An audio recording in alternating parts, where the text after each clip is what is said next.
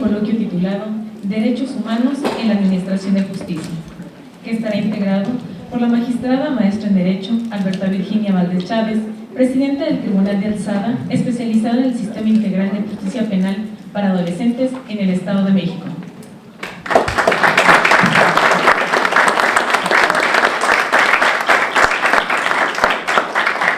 Magistrada maestra en Derecho, María del Refugio Elizabeth Rodríguez Colín, integrante del Segundo Tribunal de Alzada en materia penal de Texcoco.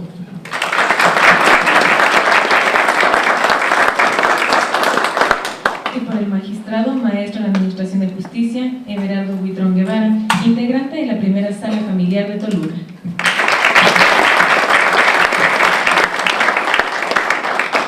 Agradecemos la presencia del personal directivo y administrativo del Poder Judicial Estatal, así como de estudiantes de distintas universidades.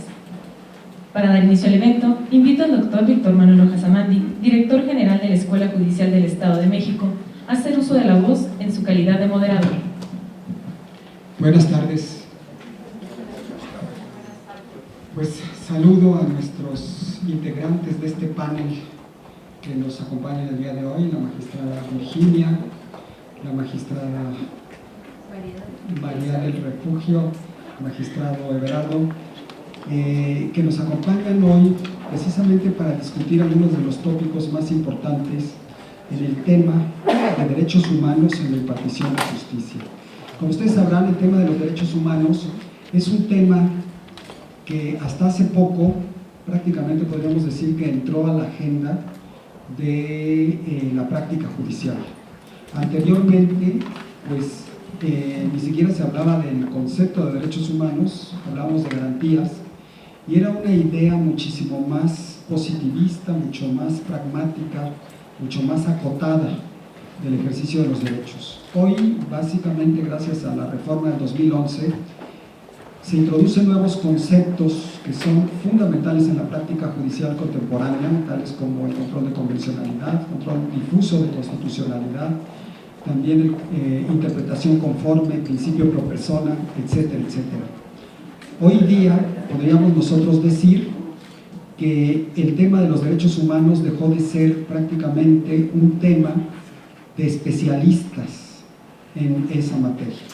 Hoy día ya el tema de los derechos humanos es un tema transversal que tiene que ver con toda la práctica judicial mexicana. Y por lo mismo es muy importante poder hacer un corte de caja, que es lo que trataremos de hacer el día de hoy, para discutir sobre en qué vamos, qué nos hace falta y cómo, de acuerdo con nuestros invitados del día de hoy, cómo podríamos mejorar lo que hasta ahorita tenemos. Por lo mismo, entonces, daríamos inicio a este coloquio y en primer lugar vamos a escuchar la ponencia de la magistrada Virginia Valdés Chávez.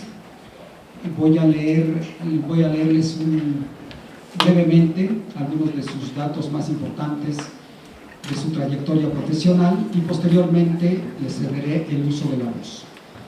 La magistrada Virginia Valdés es licenciada y maestra en Derecho por la Facultad de Derecho de la Universidad de la Autónoma del Estado de México y es candidata a doctora en Derecho Judicial por esta misma institución, por esta escuela judicial de la primera generación de doctorado en Derecho Judicial.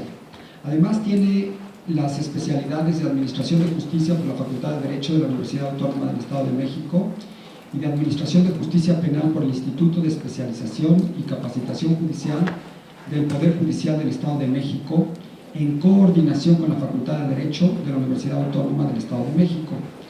Posee asimismo como certificaciones la de docencia y planeación en cursos para educación superior por el Centro Universitario CIFE y la de competencia laboral en el estándar en diseño de cursos de formación del capital humano de manera presencial, grupal, sus instrumentos de evaluación y manuales de cursos por la SEP, Conocer y los servicios educativos ANAHUAC. Tiene un reconocimiento al mérito judicial por la aportación a la educación judicial en el Estado de México, otorgado por el Poder Judicial del Estado de México a través de la Escuela Judicial. En materia de carrera judicial, pues podríamos decir que ha recorrido todo lo largo y ancho de las distintas categorías judiciales. Se desempeñó como notificadora judicial, como secretaria de acuerdos de juzgado, como secretario de acuerdos de sala, como secretario proyectista, como jueza penal por oposición, y es magistrada del Tribunal Superior de Justicia del Estado de México por oposición desde el año 2000. En el año 2007 fue nombrada magistrada presidenta unitaria especial para adolescentes del Estado con residencia en Toluca. Ha sido también integrante del Sistema de Protección Integral de Niñas, Niños y Adolescentes del Estado de México como representante del Poder Judicial del Estado de México, integrante de la Comisión de Justicia de Adolescentes del órgano implementador del Sistema de Justicia Penal Acusatorio y Oral en el Estado de México. En la Procuraduría General de Justicia del Estado de México ha sido subprocuradora de justicia en las regiones de Tlalnepantla y de Cuautitlán. Como docente, la magistrada Virginia Valdés se ha desempeñado como catedrática en la maestría de Derecho y en la maestría en Derechos Humanos, ambas en esta misma institución, docente y facilitadora en diversos cursos como formación de aspirantes a ocupar cargos en el Poder Judicial, la implementación del sistema de justicia penal en México, la implementación del sistema de enjuiciamiento para adolescentes en México, entre otros muchos, así como su destacada participación en comisiones especializadas para la elaboración y revisión de proyectos de diversos ordenamientos jurídicos estatales. Pues sin mayor preámbulo, cedemos el uso de la voz a la magistrada Virginia Valdés. Buenas tardes a todos. Agradezco la oportunidad que a través de la Unidad de Igualdad y Derechos Humanos de nuestra institución nos brinda para poder estar el día de hoy con ustedes y poder platicar o conversar sobre diversos tópicos que, como lo ha mencionado el doctor Rojas Amandi, están muy vinculados con los derechos humanos en general de todas las personas. El tema que a mí me toca abordar, o que abordaré, es la valoración del testimonio de niñas, niños y adolescentes, que está vinculado mucho con la actividad que nosotros desarrollamos. Quisiera recordar algunos puntos con relación a este tema. Los niños, por ser grupos vulnerables, están protegidos en la legislación constitucional y desde luego también a través de toda la normativa internacional con diversos principios. Solo recalco estos porque a lo largo de la plática que vamos a tener con ustedes vamos a ir visualizando de mejor manera el contenido de algunos de ellos. Autonomía progresiva. Este principio de autonomía progresiva está muy vinculado con la situación de que los niños, conforme van avanzando en la edad cronológica, van dependiendo menos de los adultos y en razón a ello las necesidades que van afrontando o que nosotros debemos de protegerles es de diferente forma. Otro que no podemos olvidar tampoco en un grupo vulnerable y en general en toda nuestra actuación o todas las autoridades y en especial en la actuación jurisdiccional es el de la no discriminación, y ahí tenemos algunas salvedades. Cuando hacemos alguna distinción con relación a un derecho, tiene que ser objetivo, racional y proporcional, y esto nos implica que deberá de estar debidamente justificado en nuestra argumentación, sin alterar esa certeza jurídica y un principio de igualdad procesal. El derecho a la participación, ahorita más adelante vamos a ver la importancia que tiene en la labor que nosotros desarrollamos y en especial cuando está vinculada con los niños, niñas y adolescentes. ¿Qué se requiere para que esta participación sea efectiva? Que esté informada, que la autoridad se llegue de todos los medios necesarios para hacerla material, para que ésta pueda materializarse, y cuando se dan los dos primeros, el que tiene que verse reflejado necesariamente en la resolución. ¿A través de qué? A través de todos los razonamientos que el juez o la autoridad tenga que emitir con relación a la decisión que está tomando con determinado niño en lo especial. Si le pasan allá porque no está funcionando. Quisiera señalarles algo. Les decía que uno de los principios que también rige y que nosotros debemos de tener muy presente cuando trabajamos con niñas, niños y adolescentes es el concepto del interés superior del niño. Este principio está recogido inicialmente en la Convención sobre los Derechos del Niño, pero solamente hace referencia al mismo, sin darnos ningún contenido. Sin embargo, la observación general número 14 del Comité de los Derechos del Niño nos amplía un poco el panorama con relación a qué debemos entender por el principio del interés superior del niño. Es un concepto polisémico, pero me parece a mí que se ajusta mucho a lo que nosotros tenemos que hacer o a las acciones que debemos de tomar cuando tenemos a un niño, una niña o un adolescente. Es un derecho sustantivo, es un principio jurídico interpretativo y es una norma de procedimiento. ¿Qué nos indica esto? Cuando es derecho sustantivo, toda autoridad tiene la obligación de sopesar en todas sus determinaciones cuáles son los intereses que se están tomando en cuenta con relación al niño, no con relación al adulto, aunque estén los adultos siempre involucrados. Como principio jurídico interpretativo, esto quiere decir que cuando un mismo principio pudiera tener más de una interpretación, siempre la autoridad deberá de atender aquella interpretación que vaya a favorecer o proteja de mejor manera al menor, esto es, proteger de manera más amplia el interés superior de este.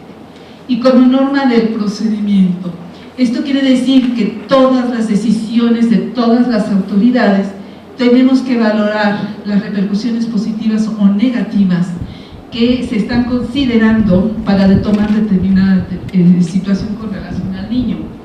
Pero lo más importante es que tengo que razonar adecuadamente, que en principio considere todas esas situaciones de repercusiones positivas y negativas y salvaguarde en todo momento los derechos de los menores. Por favor. Otros puntos a considerar que impactan en la labor judicial. Dentro del desahogo y valoración de la prueba como criterio de relevancia de la prueba y como criterio de valoración de la prueba. Como les decía, el tema está vinculado estrictamente con la valoración del testimonio de niñas, niños y adolescentes.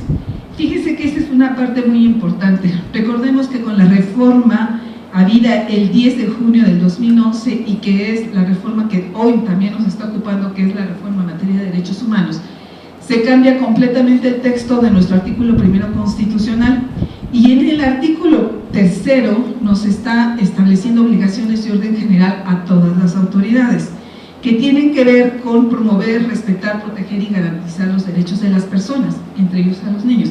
Estas son obligaciones de carácter general. Sin embargo, cuando estamos hablando de niños, se ha establecido que es una obligación reforzada que las autoridades en general estamos obligados a acatar, porque incluso se nos permite ir más allá, hasta suplencia total de todo cuando tenemos involucrado a un niño, niña, adolescente, y eso implica también el desahogo oficioso de pruebas cuando así se requiera en cualquier materia. La situación que además está vinculada con otro concepto que se llama realizar ajustes razonables al procedimiento. Recordemos nosotros que nuestras legislaciones procesales nos dicen cuáles son los requisitos legales para que nosotros podamos considerar que la prueba fue legalmente desahogada, ofrecida, admitida y desahogada. Sin embargo, si nosotros vemos estas reglas, no se ajustan específicamente para cuando debemos desahogar pruebas en donde esté involucrado un niño, una niña o adolescente. ¿Qué implica esto? Realizar los ajustes razonables al procedimiento es hacer todo aquello que sea necesario para salvaguardar sus derechos, y ahorita vamos a comentar más de este punto. Como criterio de relevancia de prueba, en el caso del derecho familiar, evidentemente la manifestación que pueda hacer un niño es de suma relevancia, sobre todo si atendemos a su desarrollo progresivo.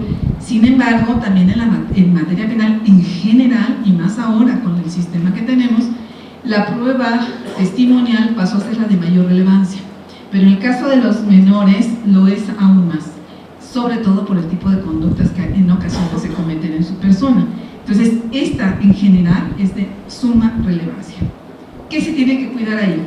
No revictimizarlo, y por ello, uno de estos ajustes razonables, que lo prevea o no la norma, en el caso concreto, tendrá que ser grabado su testimonio para evitar que pueda volverse a repetir y evitar esa revictimización. Como criterio de valoración de la prueba, Esto es muy importante. Tenemos que considerar que el testimonio de un niño, niña o adolescente no puede ser valorado, analizado, y volvemos hasta la parte anterior, no puede ser desahogado como si se tratara un testimonio de una persona adulta. Y quisiera hacerles un señalamiento porque digo niñas, niños y adolescentes. Esta definición, o por qué nos referimos a niños, niños y adolescentes, primero porque debemos entender esta autonomía progresiva. ¿De dónde surge o dónde tenemos sustento? La Convención sobre los Derechos del Niño no hace ninguna distinción con relación al grupo etario.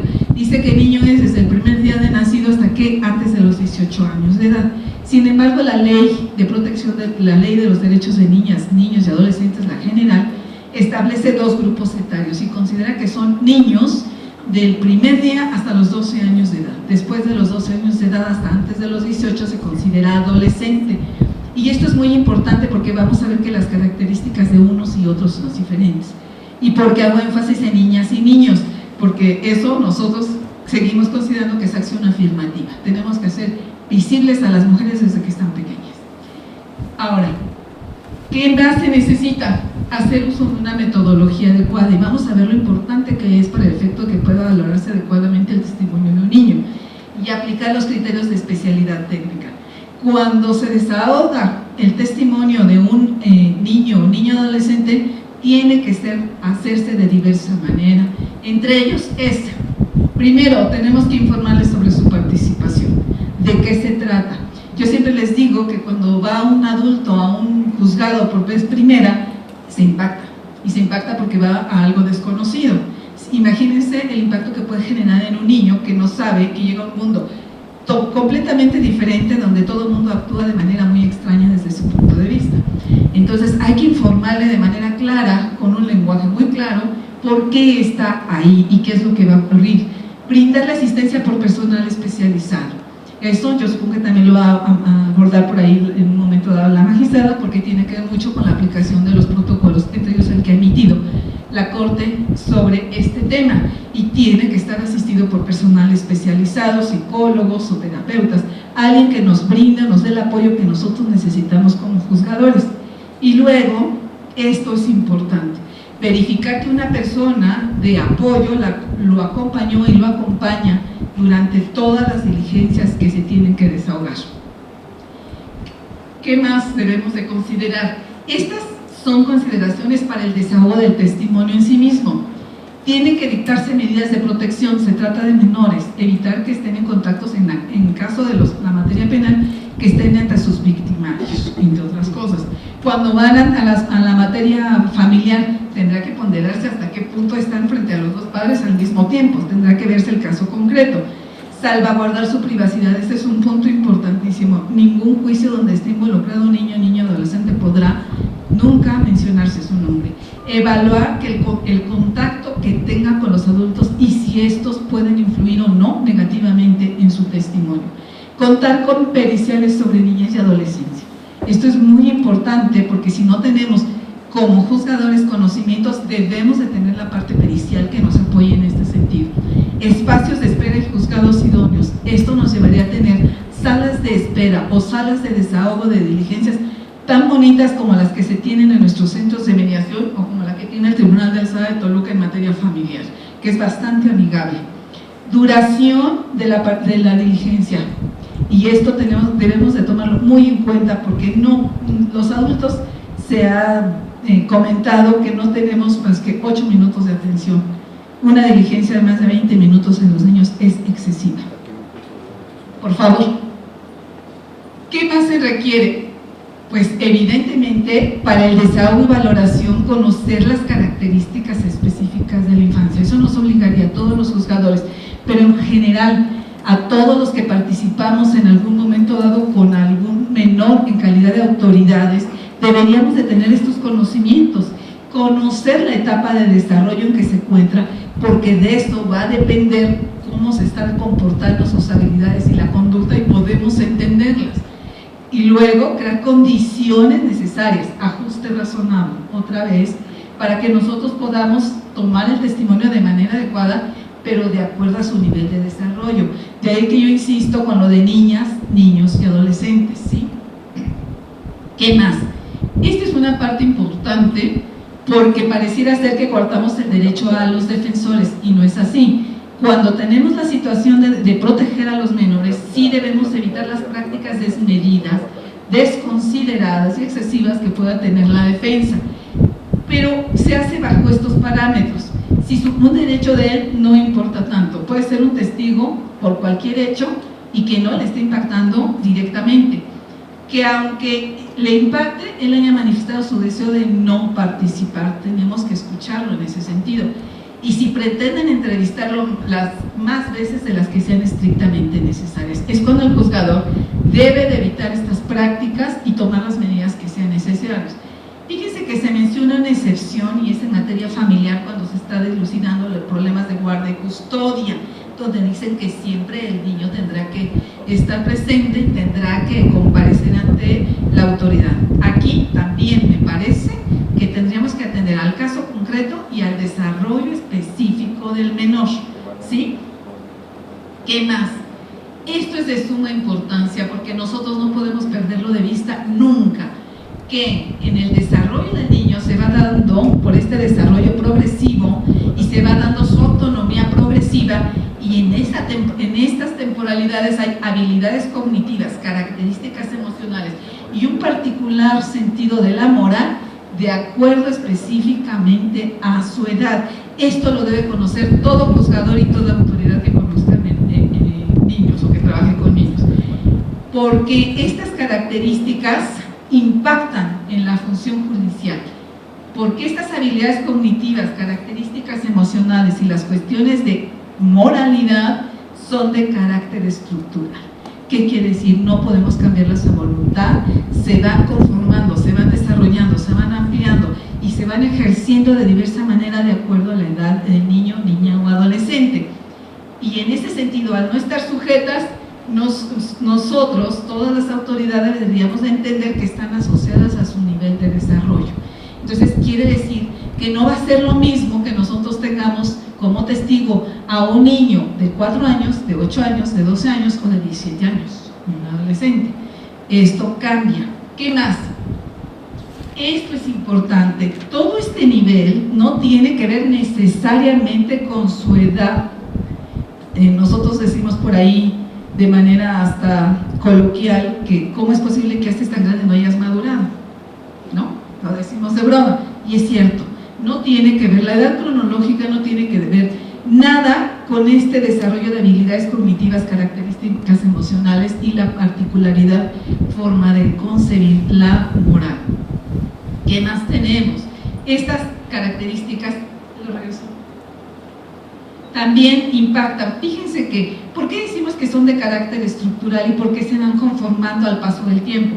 Porque depende de factores congénitos, neurofisiológicos, biológicos, de aprendizaje, de contexto de desarrollo, de la personalidad, de la educación, de la estimulación que reciben los niños, entre otros muchos factores. No será lo mismo tener un niño que se desarrolle en una zona urbana a un niño rural que esté en una zona rural, a un niño que pertenezca a un grupo étnico o a un grupo tribal. Es completamente diferente. Entonces, por eso se dice que son estructurales y que se van conformando, pero de acuerdo a todo este contexto que lo está rodeando. Hay algo muy importante que todos deberíamos de considerar, que cuando un niño, generalmente en el caso de la materia penal, resulta agredido, o en la materia familiar hay un conflicto entre los padres, esto le afecta en este desarrollo que está teniendo, y se da un procedimiento muy curioso, porque hacen un procedimiento de regresión. ¿Qué quiere decir? Que aunque el niño pudiera haber ya avanzado y se estuviese comportando como un niño que corresponde a 12 años de edad, de momento regresa a los 8 años de edad. ¿Por qué hace esto? Porque es un mecanismo de defensa. Regresa a una etapa en donde se siente seguro. Es ahí donde él se va a sentir como más protegido de esos factores que lo están afectando, y entonces hace una situación de regresión, y esto sucede en niños, en niñas y en adolescentes. ¿Qué más? Vamos a hablar rapidísimo de algunas características, son muchas, que tienen que ver con ese desarrollo cognitivo, toda esa evolución que van teniendo. Fíjense, en el caso de los niños, no cuentan con capacidad para hacer un relato ordenado, coherente, desde la lógica de un adulto. lo hacen bajo su lógica. Luego, los patrones de medidas, pesos, tallas, no los tienen muy identificados y solo lo hacen con relación a un punto concreto. Esto es, ¿de qué tamaño era la persona? Más alto que quién, que mi papá, más bajo que mi papá. Era una persona gorda con relación a quién. Entonces, esas son las referencias que se deben de considerar cuando vamos a desahogar el testimonio de un niño. Están limitados para comprender causalidades. ¿Qué quiere decir? No le podríamos preguntar a un niño ¿por qué? ¿Qué piensas de? ¿Por qué crees que ocurrió esto? Los niños no pueden conducirse para contestar. Ellos tratan de buscar explicaciones, pero desde su propia perspectiva. No se concentran durante periodos largos o prolongados de tiempo, 20 minutos cuando mucho. Por favor. ¿Qué más? No manejan las nociones de tiempos convencionales, sin referentes concretos. Por eso a los niños cuando están muy pequeños les decimos cuándo sucedió, cuando estaba de vacaciones, 2 días antes de mi cumpleaños, el día que iban a venir los reyes. ¿Por qué? Porque no tienen esas referencias específicas de tiempo. El temor, la inhibición, el desenfado y la ansiedad son emociones muy típicas y muy presentes en esta etapa. Imposibilidad de expresar y manejar emociones. Ojo, no quiere decir que no las sientan, lo que ocurre es que no las pueden expresar, no saben qué decir. ¿Qué sientes? No lo sé. Y por eso los niños a veces lloran, o se enojan, o se arrinconan, porque no pueden expresar lo que están sintiendo. No cuentan con estrategias cognitivas para enfrentarlas. Entonces, lo que hacen los niños en muchas ocasiones es responder con agresión o simplemente callan. ¿Qué más? Es un proceso de desarrollo y se vincula con el estar bien o con el estar mal. Eso es lo que ellos alcanzan a comprender. La percepción predomina en la conducta, si es buena o mala, depende si recibe o no castigo por ello. Si yo sé que rompí el florero de mamá y me dan una nalgada o un manazo, entiendo que eso no fue correcto y es malo y por eso me castigaron. Y esas son las referencias que se tienen. El desarrollo moral pasa por la necesidad de agradar a los demás. Hago esto porque a papá o mamá le gusta y eso se conflictúa cuando tenemos asuntos de naturaleza familiar, porque en muchas ocasiones los niños creen que tendrían que quedar bien o agradar a papá y a mamá al mismo tiempo y los ponemos en conflicto. El respeto por la autoridad adopta el incuestionable, piensa que la opinión de los adultos es correcta y vamos a ver cómo cambia esto en la medida que el niño cambia. ¿Qué pasa cuando llegan a los adolescentes? Ahí es un cambio completamente total lo que ocurre. Buscan individualizarse, quieren entender cuál es su papel en este mundo, en esta vida, por qué están aquí. Desafían las reglas para construir su identidad y viene este famoso periodo de rebeldía que tenemos en la adolescencia. Rompemos normas y rompemos todo lo que nos parezca que no significa autoridad, pero fíjense, paradójicamente se sienten frágiles. Se sienten frágiles y por eso están en un periodo de desconcierto, no saben qué quieren.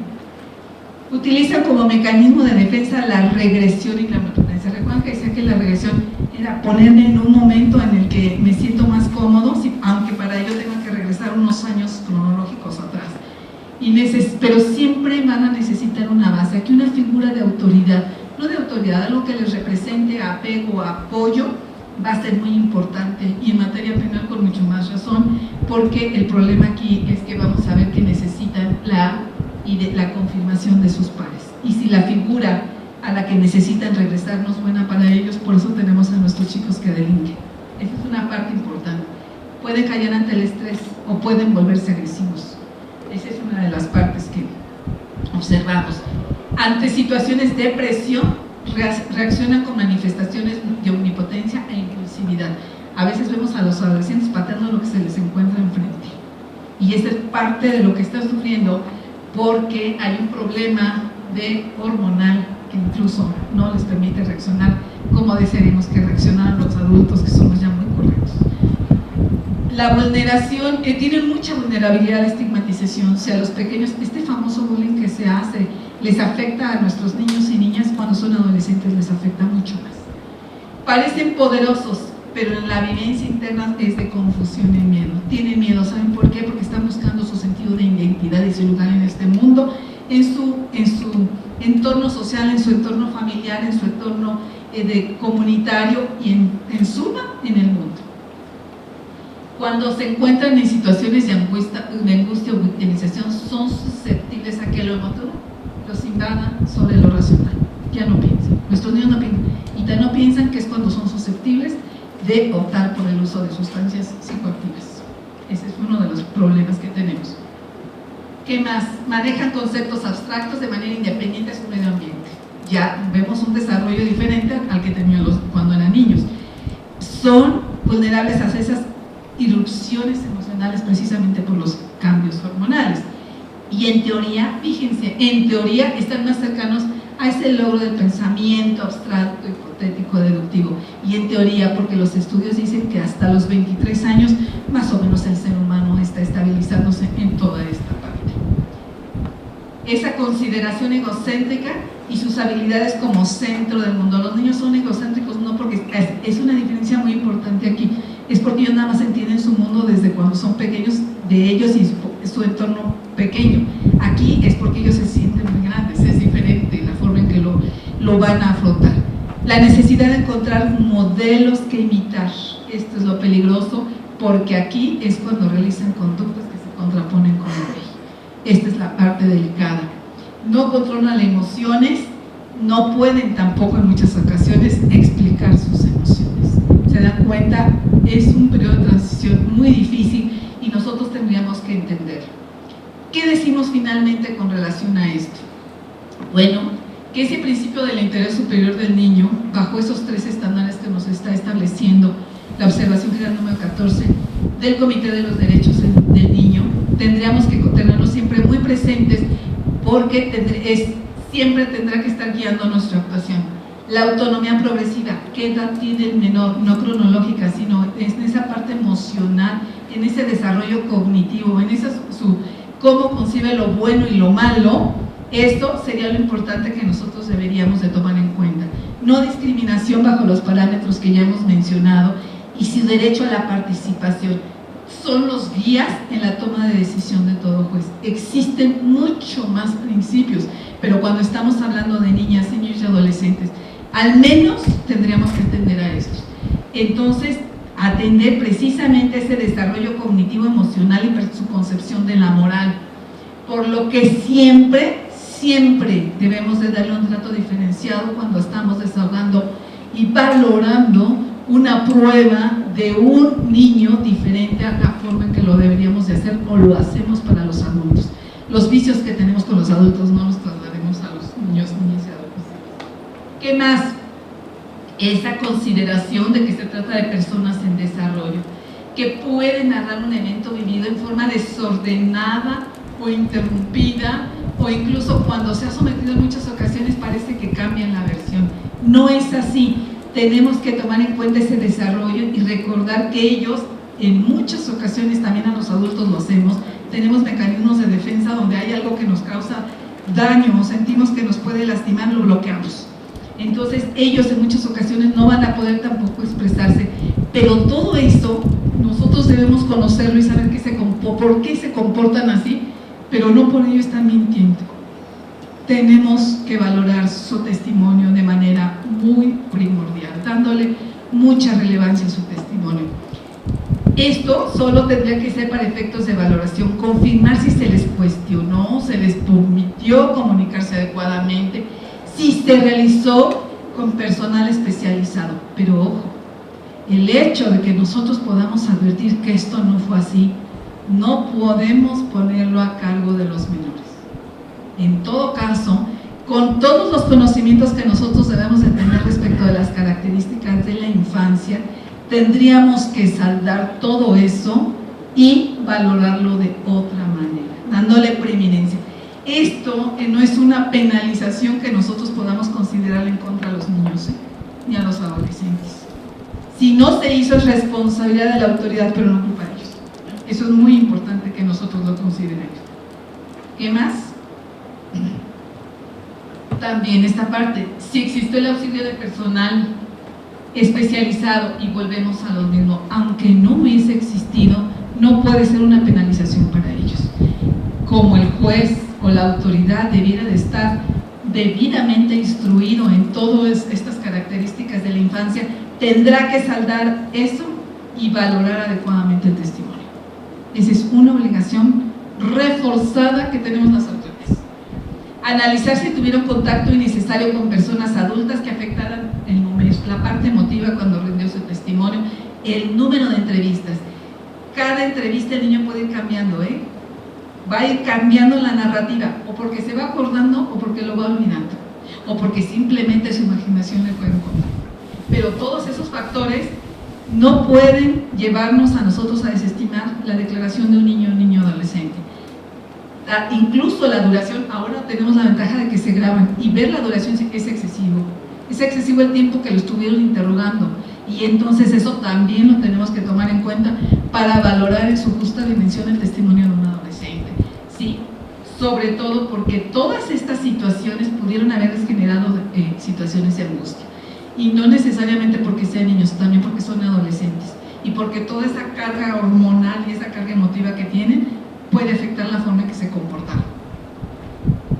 El juzgador debe partir de la premisa de que procurarles el mayor acceso a la justicia, ajustes razonables. ¿Qué hacer? Separarlo, llevarlo a otro lugar, poner un ambiente adecuado, agradable, algo que le permita a él sentirse cómodo para rendir testimonio. Y esto lo trabajamos mucho, contextualizar el caso, el niño en lo individual y sus circunstancias y condiciones personales. No todos los niños son iguales, aunque sean niños de la misma edad o adolescentes de la misma edad. Toda excepción debe estar debidamente fundada y motivada, toda. Tenemos la obligación ya legal de hacerlo. Sin embargo, aquí lo tenemos que hacer en caso de los juzgadores hasta para una situación de que nuestra decisión puede ser impugnada y sometida a revisión. Si no, en la alzada, sin vía amparo. Y debemos de tomar en cuenta este punto. La sugestión a todas estas reglas no deben ser consideradas como una barrera, sino como la manera en que todas las autoridades estamos en la obligación de dar cauce a todos los derechos. ¿Cuáles? Todos, y entre ellos los derechos humanos de los niños, niñas y adolescentes. Gracias.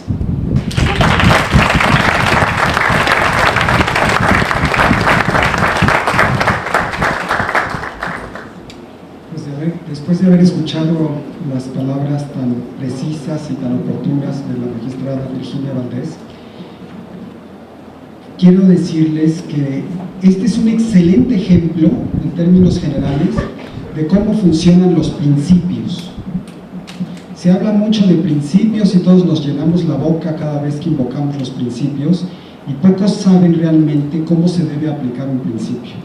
Aquí estamos viendo en un ejemplo aterrizado de manera excelente cómo el principio de igualdad en general, de trato desigual a los desiguales, porque aquí estamos hablando de personas que todavía están en formación, y además de cómo estos principios concretos, mucho más específicos para el ámbito de niños, niñas, adolescentes, autonomía progresiva, no discriminación, interés superior del niño, en un caso concreto como el que tiene que ver con la probanza, en donde los menores funcionan como testigos, todas las variables que se deben considerar. Me llama mucho la atención algo, y esto es precisamente lo que yo quisiera resaltar de la ponencia de la magistrada Virginia. Vean ustedes cómo, para aplicar correctamente los principios, debemos aplicar interdisciplina. La magistrada Virginia, en este caso, aplicó excelentemente la interdisciplina entre el derecho y la psicología. No vamos a poder aplicar principios de ningún tipo si nosotros no los abrimos a otros campos de conocimiento. En este caso, yo recordé mucho con algunos pasajes, sobre todo de la formación emotiva, cognitiva y ética de los menores, aquellas obras que leí en mi etapa de estudiante de Jean Piaget sobre la psicología estructural evolutiva del desarrollo de la formación de los principios éticos, de las ideas del conocimiento y de todo lo que tiene que ver con la formación de las emociones. Entonces, para poder aplicar correctamente los principios, cualquier tipo de principio, tendríamos que conocer perfectamente, desde un punto de vista técnico y científico, la materia que está regulando el derecho. No es igual que una regla, en el sentido de que nosotros nos esperamos a que se presente una determinada circunstancia y aplicamos la consecuencia irreflexivamente. Muy bien, pues para continuar esta plática que estamos sosteniendo el día de hoy, vamos a escuchar enseguida a la magistrada María del Refugio Elizabeth Rodríguez Colín. Voy a leerles algunas de sus principales características curriculares antes de cederle el uso de la voz. La magistrada María del Refugio Elizabeth Rodríguez Colín es licenciada y maestra en Derecho por la Facultad de Derecho de la Universidad Autónoma del Estado de México.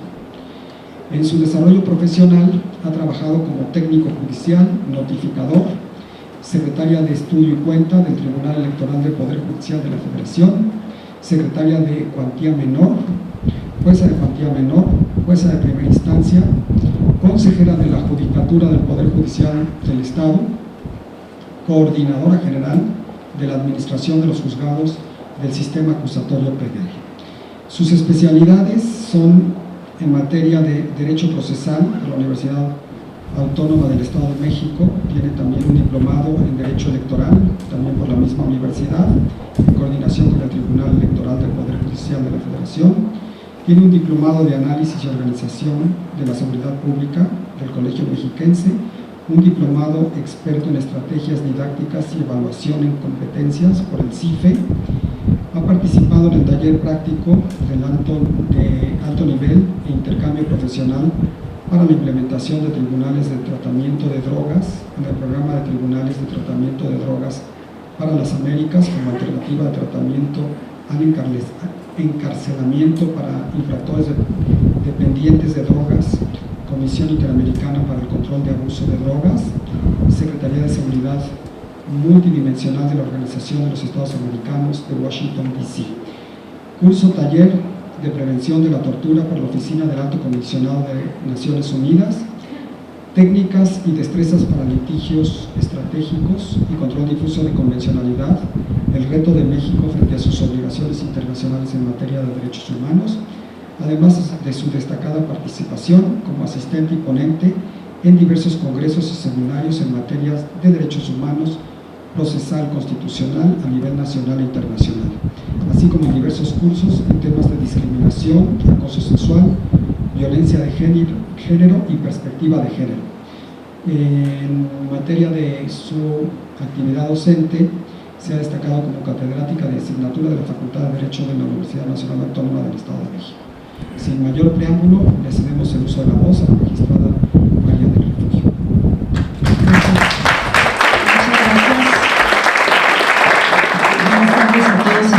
Bueno, quiero en principio agradecer por supuesto a la Unidad de Igualdad y Derechos Humanos por haber generado esta invitación, a la Escuela Judicial por su anfitrionía y por supuesto al señor director que de una manera excelente ha comenzado a moderar esta charla que en esta tarde nos convoca.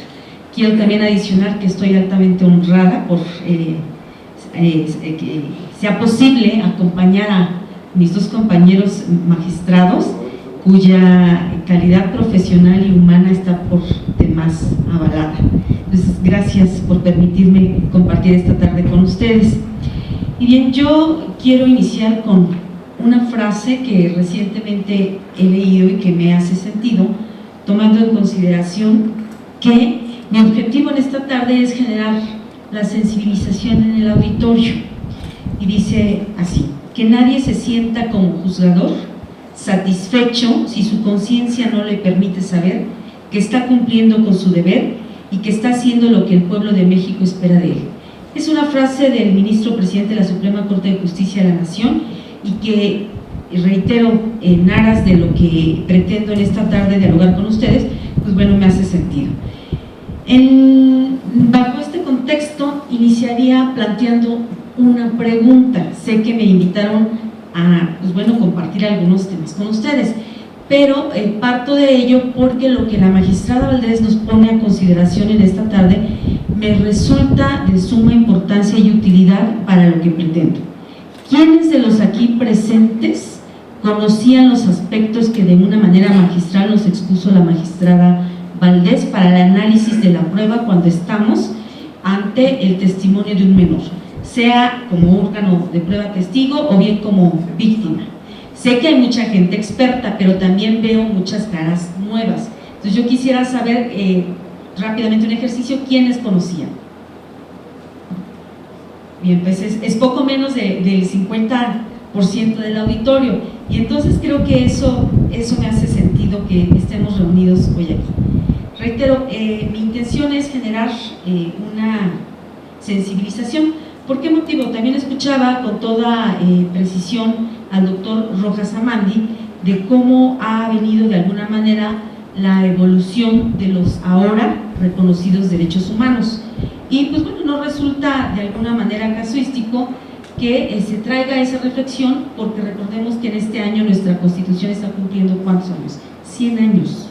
100 años, y en su proceso evolutivo ha pasado desde el sistema de libertades de derechos, las garantías individuales, hasta llegar a los derechos humanos. ¿Por qué si se generó desde 2017 tuvimos que esperar hasta 2011 para que se reconociera un rango constitucional los derechos humanos? Entonces un poco la idea es como forzar la marcha, como que aumentarla y buscar las herramientas y los instrumentos que nos lleven a consolidar precisamente de una manera efectiva los derechos humanos. En este sentido, quiero compartir con ustedes que desde mi perspectiva, la tutela efectiva de los derechos humanos constituye un tema prioritario en la agenda nacional, como también ya había apuntado el doctor Amandi. Si bien hablar de un debido proceso del que nos hablará adelante el magistrado Huitrón, implica que la defensa de la legalidad es la vía para generar las condiciones mínimas en su garantía, requiere simultáneamente no solo de procesos de capacitación real y efectiva, sino un cambio en la visión de los operadores del Estado, encargados desde el ámbito de sus competencias de un claro cambio de visión y de la perspectiva en torno a ello. Implica evidentemente un gran cambio cultural, que de suyo, pues bueno, no es fácil. Incluso para quienes estamos aquí compartiendo, salvo que me equivoque, nos formaron de una manera diferente en cómo debemos entender ese llamado debido proceso y cómo se debe analizar la prueba. A 6 años de la reforma constitucional en materia de derechos humanos, foros como este tendrían que ocuparse de aspectos de mayor calado, principalmente tomando en consideración que uno de los principios de los derechos humanos es el de progresividad. Quienes impartimos justicia coincidimos en el sentido de la exigencia del debido proceso. Creo que eso no será tema de debate. Consecuentemente, de la legalidad de las actuaciones de los operadores. Se dice que México es un país sobrereglamentado. ¿A dónde quiero dirigirme? Que todo lo queremos encontrar siempre en una norma jurídica, entiéndase aquella que ha pasado ya por un proceso legislativo en todas sus etapas. Lo que conlleva de alguna manera establecer que la toma de decisiones de los juzgadores tiene como herramienta la propia ley. Lo anterior constituye un efecto de garantía no solo de legalidad, sino de seguridad jurídica. Sin embargo, la citada reforma también estableció como herramientas de interpretación la llamada interpretación conforme, en su caso, la interpretación pro persona, para el cumplimiento de las obligaciones genéricas y específicas que todas las autoridades, reza el artículo 1 constitucional, en el ámbito de sus competencias están obligadas a observar. Lo anterior implica indudablemente que la persona se erige como el eje central de la interpretación y aplicación del derecho en tanto se trate de derechos humanos, y no solo la persona, también la dignidad de la persona. Este es el eje central sobre el que todos los operadores jurídicos, desde el ámbito que nos competa, tenemos nunca que perder de vista.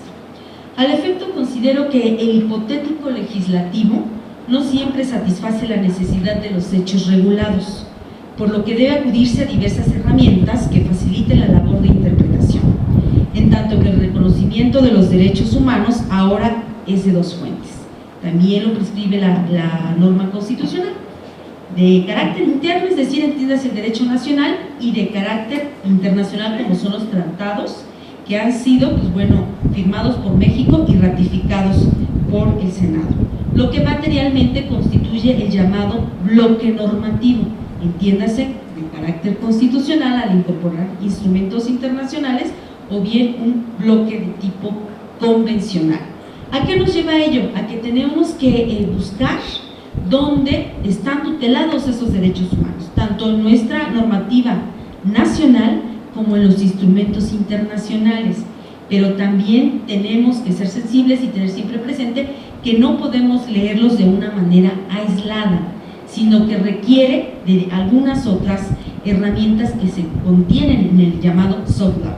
¿Qué quiere decir ello? En el llamado derecho suave, que quiere decir que aún y no siendo normas de un derecho vigente, nos ayudan a la interpretación de aquellos contenidos de los instrumentos internacionales reconocidos como normas, así como la normativa internacional.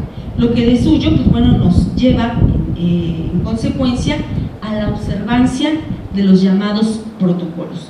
Es decir, ningún instrumento internacional, incluso la normativa de carácter nacional, puede leerse desde su solo contenido, sino que es necesario que tengamos que acudir a las opiniones consultivas, a los propios protocolos, desde la implementación hasta de actuación, porque así nos lo está exigiendo estas directrices, por supuesto, de la observancia para su efectiva tutela.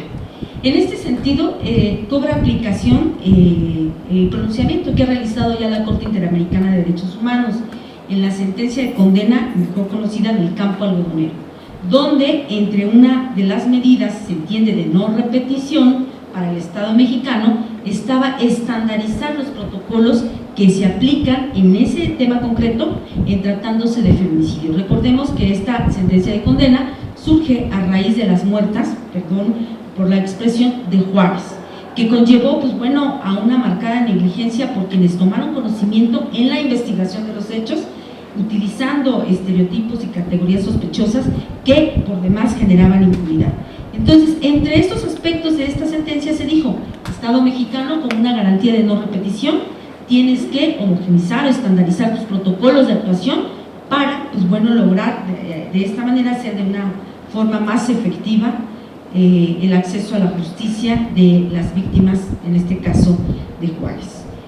En este sentido, pues bueno, también traigo a colación, inter alia en esta resolución, se hizo referencia a lo siguiente: el deber de investigación constituye un deber de medio y no de resultado, que debe ser asumida por el Estado como un deber jurídico propio y no como una simple formalidad condenada de antemano a ser infructuosa. Cierro la cita. ¿Qué nos quiere decir ello entre estas líneas? Que evidentemente no sigamos como que simulando que estamos tratando de garantizar los derechos humanos y que los interpretamos a nuestro leal saber y entender. De ahí que, entre otros aspectos, yo advierto como una herramienta de carácter útil la aplicación, observancia de los protocolos. Por ello, si se parte de la base que, acorde al contenido de la propia Convención Americana, las autoridades deben adoptar políticas públicas que permitan a cada persona gozar de sus derechos, llegando incluso a establecer la obligación para los estados que, cuando el ejercicio de los derechos y libertades no estuviera ya garantizado, se comprometen a adoptar las medidas legislativas o de otro carácter, cual entre ellos, pues bueno, la observancia de ese soft law al que he venido haciendo referencia. Pero en este sentido partiría de la base, porque incluso para nuestra actividad misma de carácter cotidiano aplicamos los llamados protocolos. Ahora mismo, en este auditorio, estamos en una charla derivada de derechos humanos. En este sentido, yo preguntaría si advertimos a alguna persona que venga, por ejemplo, vestida en un traje de baño. En todos los lugares y para todos los aspectos de nuestra vida se requiere de ciertos protocolos, no como un acto formal en sí mismo, digamos, de etiqueta, sino como una forma de actuación que nos garantice de alguna forma condiciones mínimas a observar para llegar evidentemente a un mejor resultado. Así entendimos o se entiende, debo decir, por protocolo el conjunto de reglas de formalidad que rigen los actos y las ceremonias oficiales, por poner solamente, digamos, un ejemplo. ¿Conocemos qué es ello? ¿Sabemos qué es un protocolo? Y bueno, esta parte ya la había hecho referencia, si podemos avanzar, por favor. No, me parece que no es la presentación de esta fecha. Continúo mejor con la exposición. También está considerado como un conjunto o acta en el que se recoge un acuerdo de las conclusiones extraídas en una reunión de trabajo, experimental o clínica, como por ejemplo la llamada escritura notarial, y ahí se contiene pues, bueno, todo lo que en este caso sucede. Del vocablo protocolo, la palabra protocolo proviene del vocablo latín protocolum, a su vez del vocablo griego protocolo. Protos, significa a su vez primero, y colea, que es sinónimo de pegamento o cola. Por lo tanto, es una secuencia organizada, como ya había indicado, de reglas mínimas. La presentación que traía, que pues bueno, puedo dejarla a disposición, vienen algunos otros conceptos. Bajo este contexto queda claro que, sin ser propiamente leyes, constituyen herramientas útiles en la labor de los operadores, entre otros para algunos aspectos como las que enseguida iré apuntando. Pero para continuar con esta charla, preguntaría ahora, ¿conocen o quiénes de los aquí presentes conocen que juzgar, o no juzgar, debo decir, o procurar y no juzgar con perspectiva de género, a la luz de lo que establece el artículo 166 del Código Penal, es un delito? ¿Sabían ustedes eso? ¿Todos? Ah, pues bueno, qué maravillosa noticia me llevo. Otra pregunta, o la que seguiría, es la siguiente. ¿Conocen ustedes que la no aplicación de protocolos para cierto tipo de delitos constituye también ya un delito? ¿Sí? A ver, no se trata de entablar un diálogo, pero a mí me parece, porque veo caras de sorpresa, que quizás no todos lo sepan. El artículo 285 del Código Penal señala al servidor público, y aquí dice todos, ya no nos habla de los jueces ni de quienes se dedican a la procuración de justicia. Al servidor público que no proceda bajo los protocolos de actuación establecidos para estos delitos, se entiende aquellos que se contemplan en el capítulo relativo a la violencia de género, pues se les podrá imponer de 2 a 6 años de prisión y de 200 a 500 salarios mínimos o unidades de medida según quiera verse. ¿Cuáles son aquellos delitos? La violencia institucional, la violencia obstétrica, la violencia laboral, la violencia por parentesco. Este delito, denle una ojeada, y de veras que es una figura muy importante desde mi perspectiva, y que poco se ha difundido, para contribuir a ese cambio cultural que se requiere en aras, entre otros aspectos, de tutelar el derecho de la mujer a una vida libre de violencia. Y me refiero a la mujer porque generalmente esa violencia por parentesco se da más en las mujeres que en los hombres. El delito de feminicidio, y en uno de sus artículos incluso realiza una ampliación al considerar, entre otros, la privación de la libertad de menores, la sustracción de hijos y el abuso sexual, así como el llamado fraude familiar. En este sentido, pues bueno, se pronunció nuestro legislador en el Estado el 14 de marzo del año 2016. Tiene poco más de un año, pero yo les aseguro que muchos de los aquí presentes no conocían que si no se aplican protocolos en todos estos delitos, pueden también incurrir en un delito. En este sentido, pues bueno, también inicialmente se generó un debate sobre si la aplicación o no era de carácter obligatorio. Y me parece que si tomamos en consideración nuevamente el contenido del artículo primero constitucional, ello salta a tomar luces. Si tenemos obligaciones de carácter genérico, de carácter específico para salvaguardar de inicio a fin estos derechos humanos, pues bueno, la respuesta resulta más que obvia, habida cuenta de los propios pronunciamientos que en este sentido, pues bueno, ha realizado el máximo tribunal. Y ahora, pues bueno, retomaré por qué porque considero, entre otros aspectos, que son importantes en su aplicación, porque generan garantías, como ya indiqué, de no repetición de violaciones a derechos humanos, porque la implantación de un instrumento de esta naturaleza permite sistematizar procedimientos y develar omisiones y actuaciones negligentes. Por lo tanto, pues bueno, también nos sirven para monitorear cómo están trabajando los operadores del Estado para garantizar o salvaguardar la efectiva tutela de los derechos humanos. Contribuyen a la erradicación de la impunidad en la medida que al observarse se aplican condiciones mínimas de actuación en la investigación, persecución, sanción, reparación de las violaciones de derechos humanos y, por qué no, incluso en la ejecución de las sanciones. Es decir, los derechos humanos no solamente son para quienes son víctimas, evidentemente, sino para quienes son órganos de prueba, para quienes han sido sentenciados con motivo de alguna conducta delictiva, que se detallan en estos diligencias y técnicas al igual que un marco jurídico aplicable, generalmente. Focaliza el abordaje de un tema en específico mediante la consideración de un marco conceptual, lo que a su vez permite contextualizar los hechos, por ende, contribuyen al abordaje de investigación judicial o del ámbito judicial sobre fenómenos muy específicos. Constituye una herramienta de trabajo para los servidores públicos de las instancias, generalmente para lo que ahora nos ocupa, de seguridad y justicia. También contribuyen a garantizar que los derechos contenidos en la normatividad internacional, nacional y estatal, pues bueno, tengan plena vigencia. No digo que por sí mismos lo hagan efectivo, pero contribuyen, son una herramienta. Establecen reglas y procedimientos claros de cómo actuar en una situación en que tenga que analizarse la tutela o la colisión de derechos humanos. Y generalmente en estos, como ya había indicado, se contiene un marco normativo y una guía de los elementos o diligencias a seguir. En este sentido, solamente por poner un ejemplo de los protocolos que a nivel internacional, en aras de la actividad que se desempeña de carácter jurisdiccional, tenemos el de Palermo, tenemos el de Estocolmo, de tal suerte que evidentemente tenemos que acudir a ellos para ejercer la función jurisdiccional.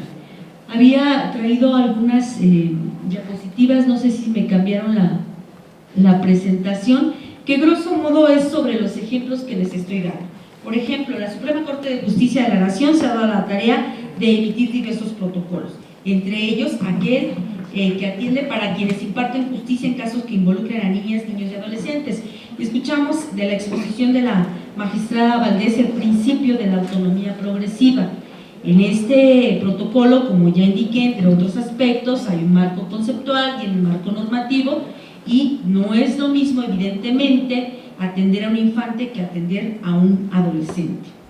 Estos ajustes razonables de la que nos hablaba también la magistrada, evidentemente se considera que deben ser incluso aplicados en otros grupos vulnerables, como son las personas adultas o las personas mayores, o bien las personas con discapacidad, según sea el caso, las personas indígenas, aquella persona que está en calidad de migrante, solo por poner ahorita un ejemplo. Diverso protocolo para quienes imparten justicia en casos que involucren derechos de personas con discapacidad. Y en esto, pues bueno, este protocolo nos da un contexto de las personas con discapacidad, cómo es que han venido siendo, digamos, de alguna manera visualizados sus derechos, incluso en algunos momentos históricos, anulados, bajo el entendido de que una persona que no se consideraba incluso capaz físicamente, pues bueno, no era digna de algún derecho. Entre otros aspectos, también se aplican modelos de abordaje de la discapacidad, conceptos y los derechos de las personas con discapacidad y sus implicaciones en el proceso jurídico, así como los principios generales para la consideración de las y los juzgadores, es decir, todo aquello que deben de tomar los y las juzgadoras para la atención a personas, debo decir, para quienes imparten justicia en casos que involucren derechos de personas con discapacidad. El protocolo para atender la violencia política contra las mujeres, no me detendré, no es propiamente una función sustancial del Poder Judicial, habiendo cuenta que para ello hay un tribunal de carácter especializado. En casos que involucren derechos de personas de comunidades y pueblos indígenas, en las que también se contiene un marco jurídico, los derechos de personas, comunidades y pueblos indígenas. Y en este sentido, pues bueno, habrá que ver, es cierto que puede aplicarse los llamados usos y costumbres, pero tampoco son absolutos. Es cierto que tienen derecho a un autogobierno, pero tendría que analizarse si en razón de ello no se está violentando algún derecho humano de alguna otra persona, solo por poner un ejemplo. El protocolo en casos que se afecten a personas migrantes y sujetas a protección internacional. Y se hablaba, por ejemplo, cuando se atendió el caso del protocolo para los menores, para las niñas, niños y adolescentes, de ciertos principios como es el del interés superior del menor. En este rubro de personas migrantes y sujetas a protección internacional, debe decirse que a veces pensamos nada más como al extranjero, como lo señala el artículo 33 constitucional, de una manera genérica, pero no se hace un análisis, una reflexión de cuál es su calidad migratoria en el país, si es un asilado, si es un refugiado, o bien que incluso los estándares internacionales destacan como el Estado mexicano ha adoptado una figura a la que ya ha denominado de una protección ampliada, que aún no teniendo esos dos caracteres o esas dos condiciones al interior de nuestro país, el Estado mexicano, pues bueno, suyo ingresa esta institución. Para juzgar con perspectiva de género, que pues bueno, quizás por mi deformación, lo califico así, es el que a mí más me gusta. ¿Por qué motivo? Porque pues también nos lleva a distinguir entre el sexo y el género, son cosas muy diferentes, de tal suerte que tenemos que estar siempre muy a las vivas para poder, en el momento de juzgar, visibilizar esas condiciones, si estamos atendiendo a una persona en razón de su sexo o en razón de su género, y por qué motivo en todo caso tenemos que determinar en un sentido o en otro. En casos que involucren a la orientación sexual o identidad sexual, y en este caso, pues bueno, también como que parece lo mismo, ¿no? Pero no es lo mismo cómo me identifico yo, con independencia de las características internas o externas que mi cuerpo tenga, a cómo me oriento, es decir, hacia quién dirijo mis afectos, quién me interesa, aún siendo, como ustedes pueden observar, de acuerdo al género que me ha sido otorgado, ¿a quién dirijo mis afectos? ¿Hacia una mujer o hacia un hombre? Entonces, la identidad y la orientación sexual son cosas muy diferentes, que en este caso, pues bueno, entre otros aspectos nos ayuda a analizar este protocolo.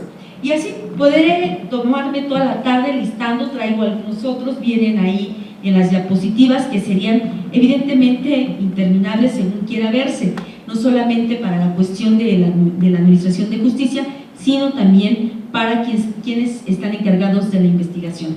Vemos aquí el relativo a aquellos de quienes imparten justicia en asuntos que involucren hechos constitutivos de tortura y malos tratos, aspectos que son notablemente diferentes y que pareciera que es una sola cosa, ¿no?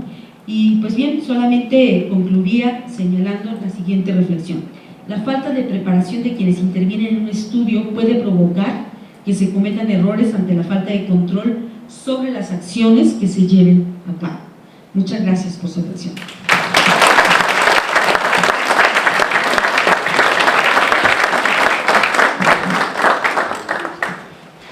Bueno, después de haber escuchado las palabras tan precisas, tan concretas, tan asertivas de la magistrada María del Refugio, quisiéramos hacer una observación, y por eso me complace estar en este día, en este lugar, muy importante. Habíamos dicho cuando hicimos la reflexión sobre la presentación de la magistrada Virginia, que el tema de los derechos humanos ya hoy día no es un tema de especialistas de los derechos humanos, ya es un tema transversal que tiene que ver con toda la práctica jurídica y en especial con los temas judiciales. Ahora, aquí en la ponencia de la magistrada María del Refugio nos mencionan algunos conceptos. Me gustó mucho que hablara de soft law, que hablara de protocolos, y esto nos llevaría a una segunda conclusión, además de todos los temas que tienen que ver con el derecho internacional, que ya está reconocido en el artículo 1 como fuente a nivel constitucional. Nuestra segunda conclusión sería que así como el derecho de los derechos humanos ya no es patrimonio de especialistas, el derecho internacional público tampoco es patrimonio ya de especialistas.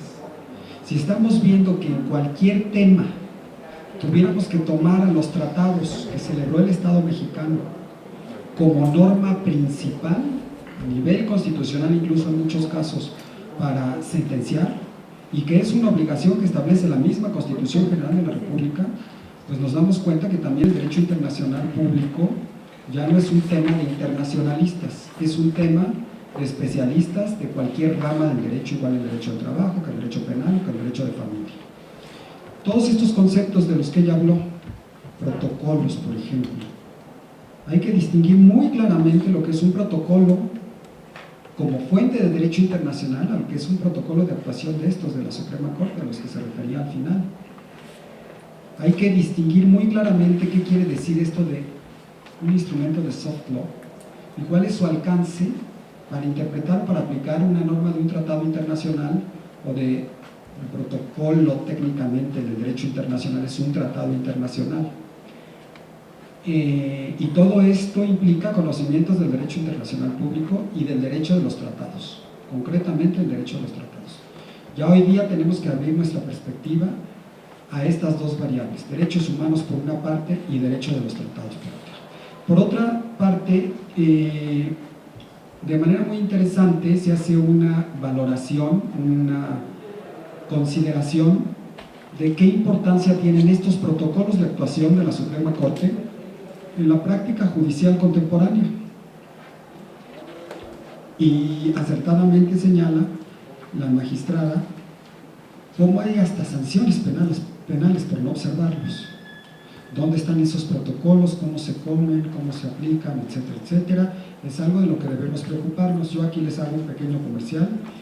Hemos establecido ya un contacto con la Unidad de Derechos Humanos de la Suprema Corte para que nos venga a dar capacitaciones sobre eso aquí a la escuela.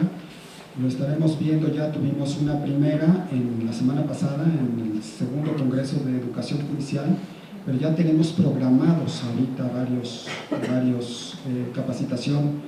La primera será sobre escucha de menores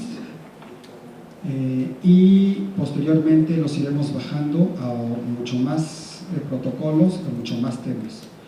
La idea es que también en nuestra práctica profesional, en nuestra práctica judicial, los estemos considerando como una herramienta, como una metodología, como decía la magistrada Virginia, de aplicación de las normas legislativas a las que debemos, pues digamos, respeto y a las que debemos estar aplicando permanentemente.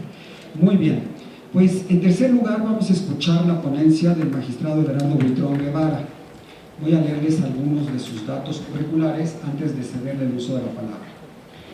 El magistrado Everardo es licenciado en Derecho y maestro en Administración de Justicia por la Facultad de Derecho de la Universidad Autónoma del Estado de México. Asimismo es doctorante en Derecho Judicial por la Escuela Judicial del Estado de México, pertenece aquí a la primera generación del doctorado en Derecho de esta institución. Y como parte de sus datos de desarrollo profesional, tenemos que en 1987 ingresó formalmente al Poder Judicial con el cargo de taquimecanógrafo, posteriormente fue secretario judicial del Juzgado Segundo Municipal de Naucalpan, fue secretario auxiliar de la Segunda Sala Civil en Toluca, secretario de Acuerdos de la Sala Civil. En 1992 fue designado juez de primera instancia del Juzgado Cuarto Civil de Tlalnepantla, posteriormente titular del Juzgado Civil de Valle de Bravo, titular del Juzgado Quinto Familiar de Tlalnepantla, titular del Juzgado Cuarto Familiar con residencia en Naucalpan de Juárez, titular del Juzgado Primero Familiar de Toluca y Juzgado Quinto Familiar de Toluca.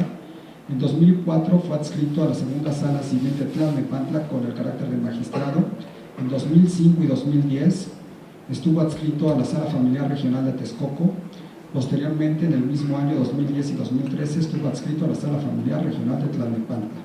Como docente, destaca que el magistrado Everardo es profesor de asignatura de Derecho Romano y Derecho Civil en la Facultad de Derecho de la Universidad Autónoma del Estado de México. Ha sido instructor de la Escuela Judicial del Estado de México en los cursos de notificador, ejecutor, secretario y juez, y docente en la especialidad y maestría de la Escuela Judicial del Estado de México en las materias de terminología jurídica, lexicología jurídica y casos prácticos sobre derecho familiar. Sin mayor preámbulo, cedemos el uso de la palabra al magistrado Everardo. Muchas gracias.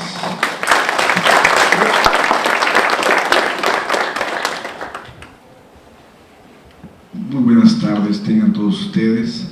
Muchas gracias por su presencia y su calma de acompañarnos esta tarde en este interesante coloquio. Me siento de verdad muy contento porque acompañado de mis dos queridas y estimadas y apreciadas magistradas, que son bellísimas personas, excelentes magistradas, juzgadoras, con una calidad humana enorme. De verdad que me siento muy bien arropado y pues, bien respaldado.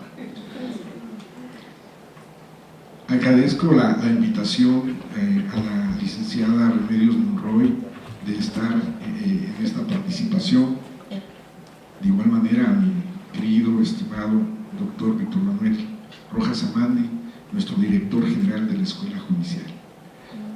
En especial porque pues, ha sido maestro en el doctorado y en otros cursos, siempre de quien hemos abrevado excelentes conocimientos. Gracias, maestro. Pues bien, hoy quiero compartir con todos ustedes pues, una serie de reflexiones a las que nos lleva la observancia del derecho humano al debido proceso en los juicios familiares.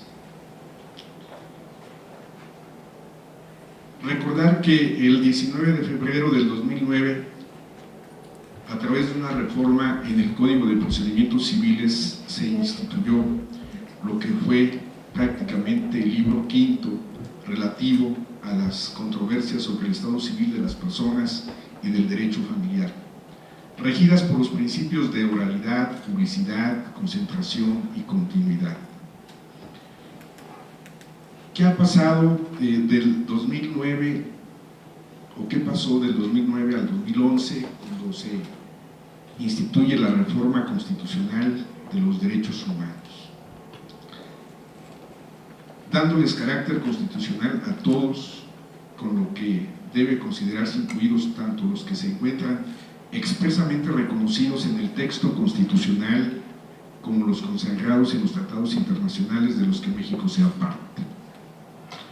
De acuerdo con los doctrinarios, los derechos humanos son derechos subjetivos públicos que por su propia naturaleza contienen una facultad o prerrogativa fundamental oponible en principio al Estado y sus autoridades, cuyo objeto atiende al respeto de la dignidad humana y que han evolucionado para promover también para el ser humano niveles adecuados de acceso a bienes y satisfactores indispensables para su desarrollo.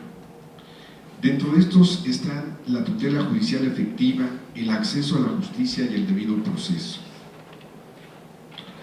El derecho fundamental a la tutela jurisdiccional efectiva, como lo ha establecido la primera sala de la Suprema Corte de Justicia de la Nación, puede definirse como el derecho público subjetivo que toda persona tiene dentro de los plazos y términos que fijen las leyes para acceder de manera expedita a tribunales independientes e imparciales, a plantear una pretensión o a defenderse de ella con el fin de que a través de un proceso en el que se respeten ciertas formalidades se decida sobre la pretensión o la defensa y en su caso se ejecute esa decisión. La propia primera sala estableció que el derecho a la tutela jurisdiccional tiene 3 etapas que corresponden a 3 derechos bien definidos, que son una previa al juicio, a la que corresponde el derecho de acceso a la jurisdicción, que parte del derecho de acción como una especie de petición dirigido a las autoridades jurisdiccionales y que motiva un pronunciamiento por su parte. La segunda, una judicial, que va desde el inicio del procedimiento hasta la última actuación y a la que corresponden los derechos fundamentales del debido proceso. La tercera es una posterior al juicio, identificada con la eficacia de las resoluciones emitidas o el derecho a ejecutar la sentencia. Vinculado a este derecho fundamental en específico a la etapa judicial, el artículo 14, segundo párrafo de la Constitución Política de los Estados Unidos Mexicanos establece el derecho al debido proceso que tiene toda persona, como parte sustancial de cualquier procedimiento de naturaleza jurisdiccional y que comprende a las denominadas formalidades esenciales del procedimiento que permiten una defensa previa a la afectación o modificación jurídica que puede provocar el acto de autoridad, y que son la notificación del inicio del procedimiento, la oportunidad de ofrecer y desahogar las pruebas en que se finque la defensa, la oportunidad de alegar, una resolución que dirima las cuestiones debatidas y la posibilidad de impugnar dicha resolución. Ahora bien, cada una de esas etapas y sus correlativos derechos también están relacionados con una cualidad del juzgador. La primera cualidad en esta primera etapa previa al juicio es la flexibilidad, conforme a la cual toda traba debido a un aspecto de índole formal o de cualquier otra circunstancia que no esté justificada y que ocasione una consecuencia desproporcionada deberá ser removida a efecto de que se dé curso al planteamiento y las partes puedan encontrar una solución jurídica a sus problemas. Conforme a esta cualidad, los juzgadores deben distinguir entre normas rígidas y normas flexibles y no supeditar la admisión de demandas o recursos al cumplimiento o desahogo de requerimientos intrascendentes que en el mejor de los casos vulneran la prontitud de la justicia y en el peor de ellos son verdaderos intentos para evitar el conocimiento de otro asunto. La segunda cualidad vinculada al juicio, es decir, a la segunda etapa de acceso a la justicia, que va desde la admisión de la demanda hasta el dictado de la sentencia, donde, como se indicó, deben respetarse las citadas formalidades esenciales que conforman el debido proceso, es la sensibilidad. Pues el juzgador, sin dejar de ser imparcial, debe ser empático y comprender, a la luz de los hechos de la demanda, qué es lo que quiere el actor y qué es lo que al respecto expresa el demandado. Es decir, entender en su justa dimensión el problema jurídico cuya solución se pide, para de esa manera fijar correctamente la litis, suplir la queja en aquellos casos en los que proceda a hacerlo, ordenar el desahogo oficioso de pruebas cuando ello sea posible y necesario para conocer la verdad, evitar vicios que ocasionen la reposición del procedimiento y dictar una sentencia con la suficiente motivación y fundamentación para no solo cumplir con su función, sino convencer a las partes de la justicia del fallo y evitar en la medida de la dilación que supondría la revisión de la sentencia. Con base en esa sensibilidad, debe pensar en la utilidad de su fallo, es decir, en sus implicaciones prácticas, y no decidir los juicios de manera formal y dogmática, bajo la presión de las partes, de las estadísticas judiciales o del rezago institucional heredado algunas veces y otras veces creado. La última cualidad que debe tener el juzgador, vinculada a la tercera etapa del derecho de acceso a la justicia, de ejecución eficaz de la sentencia, es la severidad. Pues agotado el proceso, declarado el derecho y convertida la sentencia de condena en cosa juzgada, es decir, en una entidad indiscutible, debe ser enérgico, de ser necesario, frente a su eventual contradicción por terceros. En efecto, el juzgador debe ser celoso de su fallo y adoptar de oficio todas las medidas necesarias para promover el curso normal de la ejecución, pues en caso contrario las decisiones judiciales y los derechos que en las mismas se reconozcan o declaren no serían otra cosa que meras declaraciones de intenciones sin alcances prácticos ni efectividad alguna. El juzgador debe entender que el debido proceso no aplica a la ejecución con la misma intensidad que en el juicio, que el derecho ya fue declarado, que la ejecución de la sentencia en sus términos es la regla y no la excepción, que la cosa juzgada no debe ser desconocida o ignorada bajo ninguna circunstancia, y en esa medida que todas las actuaciones del condenado que no abonen a materializar su contenido deben considerarse sospechosas y elaboradas de mala fe, y por ende ser analizadas con suma cautela y desestimadas de plano cuando sea evidente que su único propósito es incumplir el fallo. Y por último, que la normativa le provee de recursos jurídicos suficientes para hacer cumplir sus determinaciones, así sea coactivamente.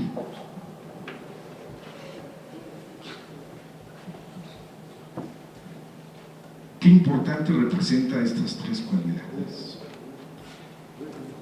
Que de asumirse como corresponde y se mandata, verdaderamente que el éxito del debido proceso estaría totalmente asegurada la tutela judicial efectiva, el acceso a la justicia. Ahora bien, en torno a esta temática, el artículo 4.1 del Código Civil nos señala que las disposiciones de este código que se refieren a la familia son de orden público e interés social y tiene por objeto proteger su organización y el desarrollo integral de sus miembros basados en el respeto a su dignidad, libertad y la equidad de género. Las relaciones jurídicas familiares constituyen el conjunto de deberes, derechos y obligaciones de las personas integrantes del grupo familiar, derivado de los lazos de matrimonio, concubinato o parentesco. Es deber de los miembros de la familia observar entre ellos consideración, solidaridad y respeto recíprocos en el desarrollo de las relaciones familiares. Y esto nos lanza inmediatamente al 5.1 del Código de Procedimientos Civiles.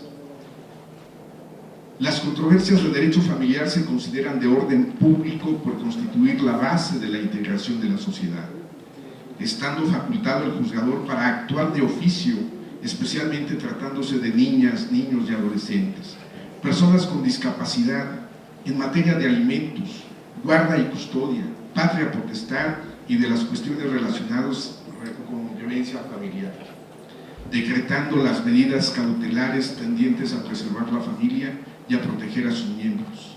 El juzgador deberá implementar las medidas de protección conducentes a fin de garantizar el pleno goce, respeto, protección y promoción de los derechos humanos de niñas, niños y adolescentes.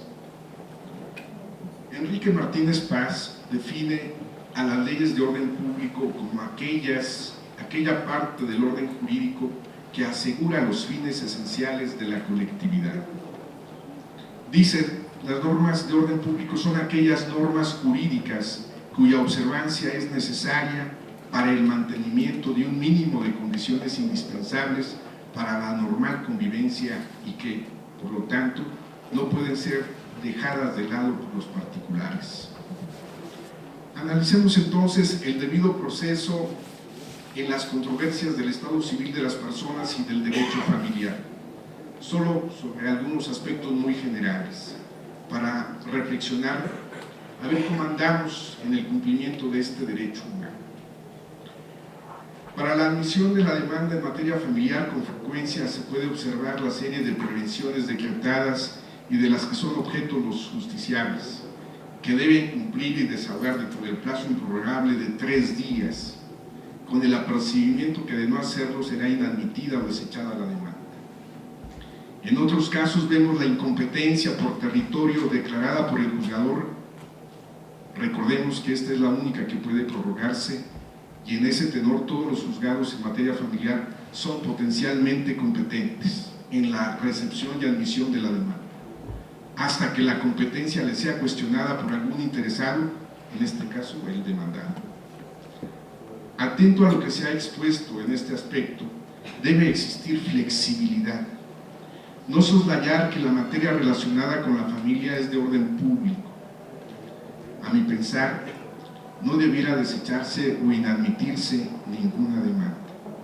Las prevenciones pueden generarse una vez que ya está admitida y radicada la demanda. de manera que el justiciable tenga el tiempo suficiente para satisfacerlas y pueda encontrar una solución a sus problemas. Para atender el derecho al debido proceso, el juzgador debe tener la cualidad de la sensibilidad, sin dejar de ser imparcial. Debe ser empático y comprender a la luz de los hechos de la demanda. ¿Qué es lo que quiere el actor? ¿Y qué es lo que al respecto expresa el demandado? Es decir, entender en su justa dimensión el problema jurídico cuya solución se pida, para de esa manera fijar correctamente la litis.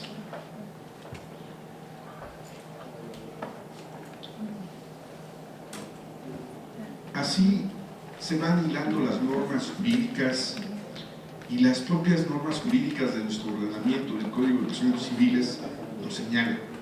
No se requerirán formalidades especiales para acudir ante el juez, y los jueces y tribunales deberán suplir la deficiencia de la queja en sus planteamientos de derecho.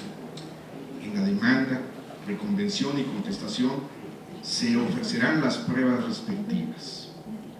En el auto que tenga por contestada la demanda o reconvención en su caso, se citará a las partes a la audiencia inicial a verificarse dentro de los 5 días siguientes. La citación a la audiencia inicial se realizará mediante notificación personal. Me refiero a estos preceptos porque nos marcan los plazos, nos marcan las formalidades que debemos observar para dar vida a ese debido proceso. Y ahora me voy a referir a cada una de las etapas de la audiencia inicial. La primera etapa de esta audiencia se abre con la enunciación de la litis. Enunciar la litis significa no solo la lectura de las prestaciones formuladas en la demanda, reconvención y las excepciones opuestas en las contestaciones a estas, sino implica una depuración de los hechos en cuanto a señalar y precisar los hechos controvertidos, los hechos litigiosos, de manera que se puedan separar los que ya estén probados o confesados en los escritos respectivos de demanda y contestación. Esta selección de los hechos litigiosos constituirán la materia o el objeto de las pruebas. Desde aquí se perfila, delinea y limita lo que será la temática de la controversia. De ahí la importancia y la necesidad de que el juzgador se imponga de los escritos de demanda y contestación, que le permitan preparar el camino por el que transitará el desarrollo del proceso. Además, le permite visualizar las necesidades de las partes, qué es lo que quiere el actor y qué es lo que expresa el demandado.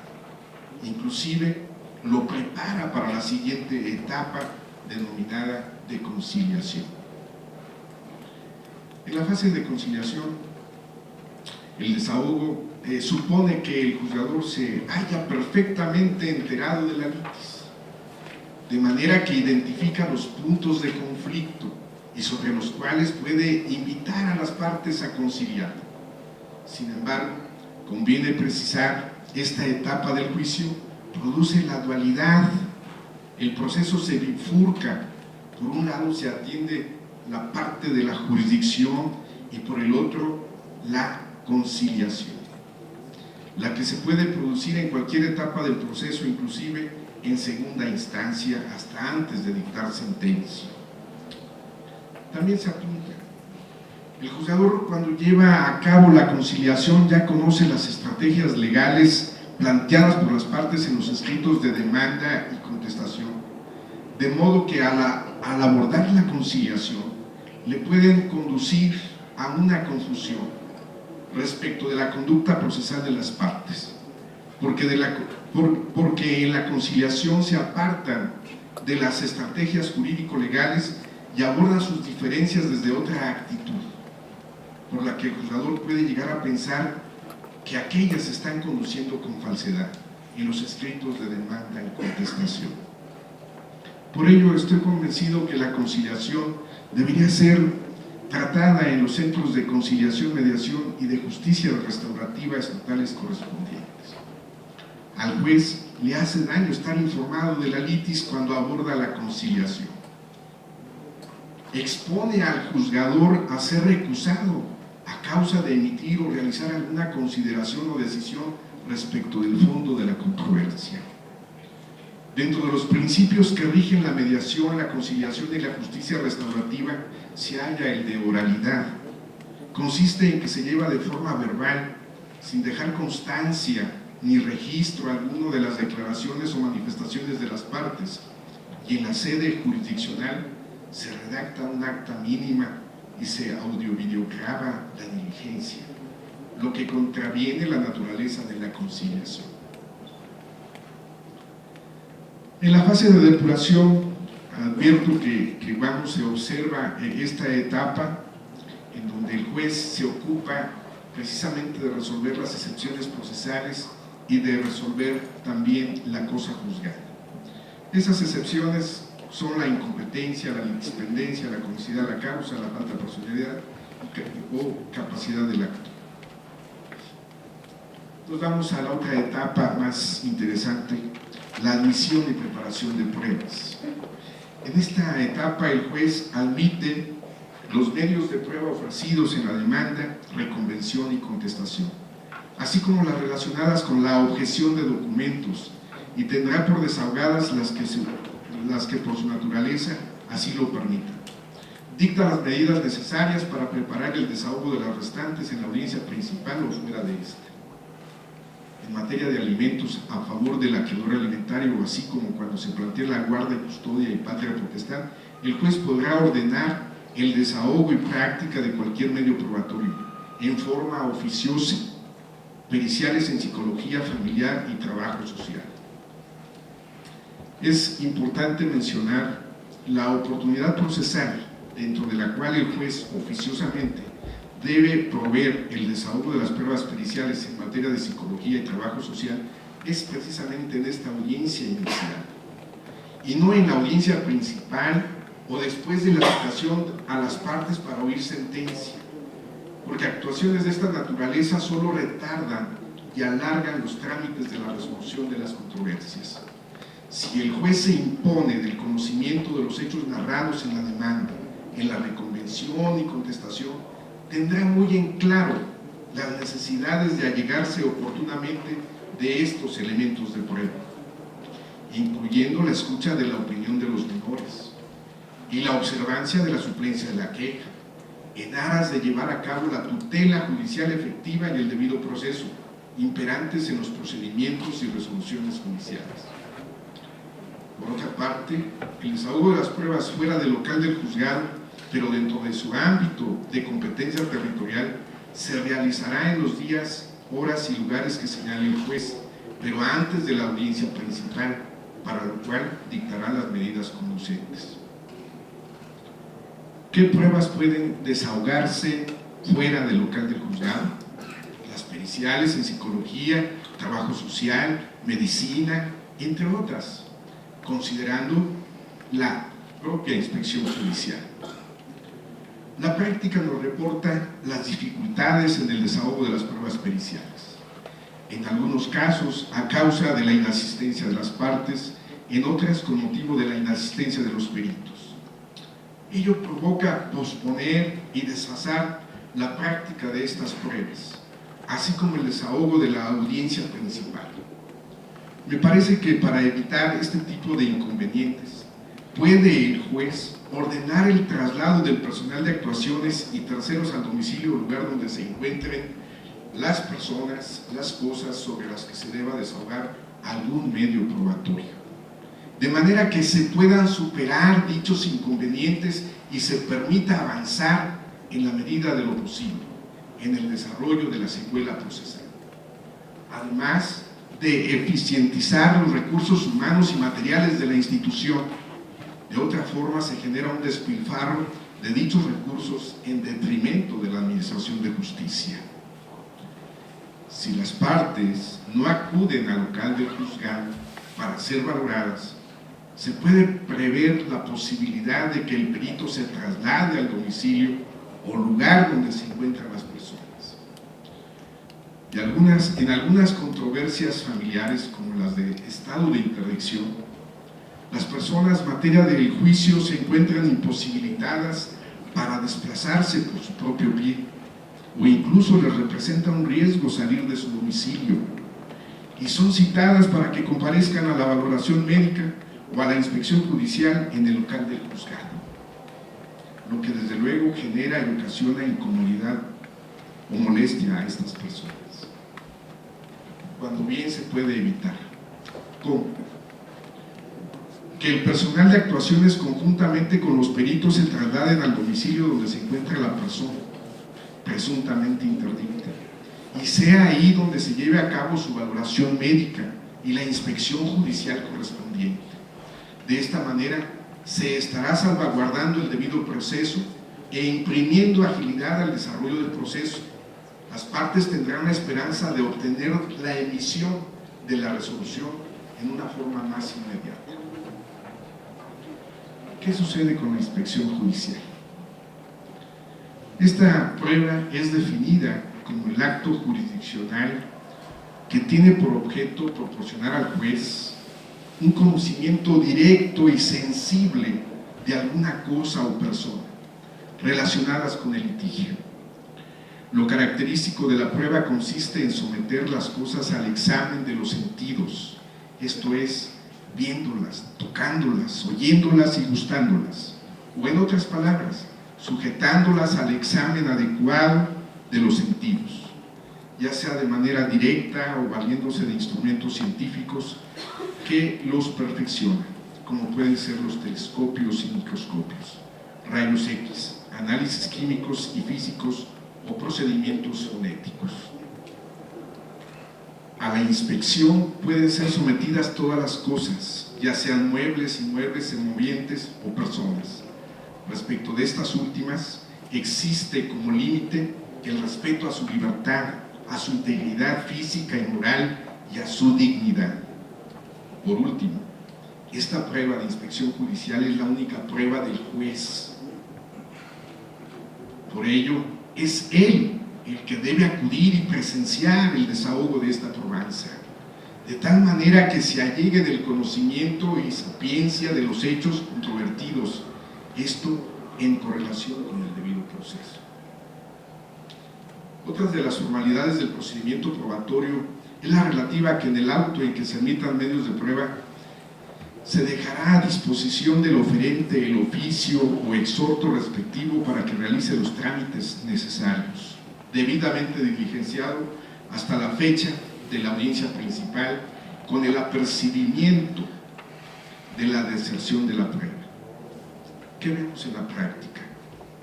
La práctica nos reporta que no en todos los casos se hace, y ello contraviene las formalidades del procedimiento y coloca en estado de indefensión al oferente de la prueba que tardíamente se le entregó el oficio o el exhorto, por el riesgo inminente de la deserción de la prueba. Pasamos a la siguiente etapa de esta audiencia inicial relativa a la revisión de medidas. Las medidas serán revisadas a través del análisis conjunto de lo manifestado por las partes y las documentales exhibidas. En esta primera parte, la norma impone el deber al juez de analizar de manera conjunta lo manifestado por las partes. ¿Lo manifestado en dónde? En los escritos de demanda, reconvención y contestación, así como las documentales exhibidas, de manera que esté en la posibilidad de determinar las medidas que perdurarán durante la tramitación del proceso y que solo podrán ser modificadas en sentencia definitiva. Agotada la audiencia inicial, el juez señalará día y hora para la celebración de la audiencia principal dentro de los 15 días siguientes, en la que recibirá las pruebas pendientes de desahogo, se formularán alegatos y en su caso dictará la resolución definitiva. Se establece claramente el deber de señalar la audiencia principal dentro de los 15 días siguientes, no después de ese plazo, en estricta observancia del derecho humano al debido proceso. La audiencia principal se desarrolla de la siguiente manera, en lo que a nosotros nos interesa. Desahogadas las probanzas, se formularán alegatos por un tiempo prudente a juicio del juez sin derecho a réplica. El juez dictará la sentencia que contendrá los motivos y fundamentos del fallo, atendiendo el interés superior de niñas, niños y adolescentes en cuestiones que los involucren. Su lectura podrá efectuarse de manera resumida. De no dictar la sentencia en la audiencia por la complejidad del asunto, se citará a las partes para oírla dentro de un plazo de 10 días. La contribución que se puede hacer en la vigencia de la tutela judicial efectiva y el debido proceso es mediante el cumplimiento de los plazos establecidos en las normas adjetivas familiares. La observancia y el cumplimiento de los plazos no están sujetos a la agenda del juez, ni de los secretarios y de nadie más, sino que estos están definidos en nuestro ordenamiento jurídico al que debemos darle plena vigencia. Los incidentes se formularán con ofrecimiento de pruebas durante la audiencia y previa vista a la contraria.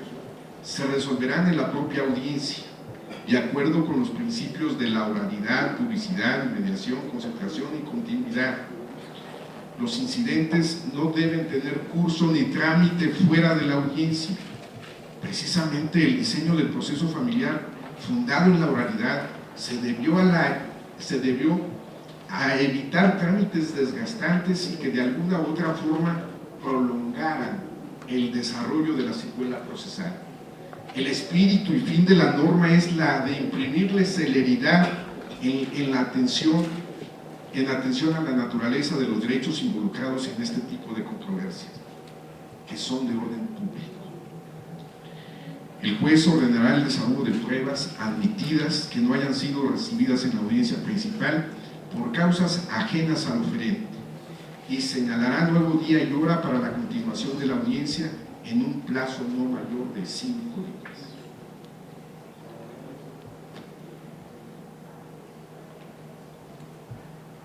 ¿Qué sucede?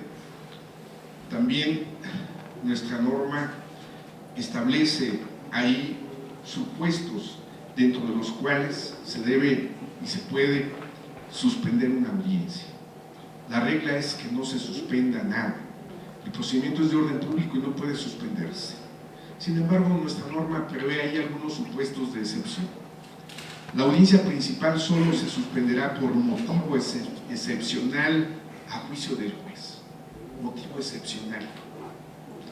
Ahí el legislador confía en la prudencia del juez para que él califique ese motivo excepcional.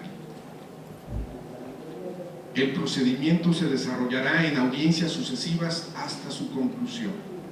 El juez podrá suspender el desarrollo de la audiencia por razones de absoluta necesidad. ¿Cuáles son esas razones de absoluta necesidad? Se lo vuelve a dejar a la prudencia del juez. Y esa suspensión dice por un plazo hasta de 10 días. Las partes también podrán de común acuerdo por una sola vez solicitar la suspensión de la audiencia, para lo cual el juez señalará nuevo día y hora para su celebración dentro de un plazo que no excederá de 15 días. Las audiencias reservadas. También aquí es otro problema que advertimos en el desarrollo de nuestros procesos familiares. Dice la norma, de inasistir las partes a la audiencia inicial, esta se verificará de manera reservada, sin necesidad de que se video u audiograbe. Solo se instrumentará un acta en la que se puntualizarán los acuerdos y providencias que se lleguen a emitir en el desahogo de esta fase. El juzgador velará durante el proceso por el respeto al derecho a la intimidad de las partes, y especialmente de niñas, niños y adolescentes, reconociendo a estos como sujetos de derecho, promoviendo, garantizando y protegiendo el pleno ejercicio y goce de los derechos humanos, conforme a su edad, desarrollo evolutivo, cognitivo y madurez. Con ese objetivo podrá prohibir la difusión de datos e imágenes referidos al proceso o a las partes, o disponer mediante resolución fundada que todas o algunas de las actuaciones del procedimiento se realicen en forma reservada. Como se puede dar cuenta, las normas son claras y precisas en regular los supuestos en los que la audiencia inicial puede verificarse de manera reservada, a causa de la inasistencia de las partes, no porque así lo decida el juez, aun cuando se encuentren presentes las partes. Y la segunda, cuando tiene como finalidad el respeto al derecho a la intimidad de las partes, especialmente de niñas, niños y adolescentes, con la prohibición de la difusión de datos o imágenes referidos al proceso o a las partes. El juez podrá disponer mediante resolución fundada que todas o alguna de las actuaciones del procedimiento se realicen de forma reservada. Y esto casi no lo vemos en la práctica. No hay una resolución fundada para que el juez disponga a llevar la audiencia de manera reservada. En la práctica no vemos que las decisiones de llevar a cabo la audiencia de manera reservada sea fundada y motivada, que son elementos del debido proceso. Llevar la audiencia de manera reservada implica la no audio-videograbación. Ello solo permite registrar por escrito las manifestaciones vertidas por las partes en la audiencia, sin poder contar con las expresiones corporales y de imagen de las partes y del propio personal de actuaciones.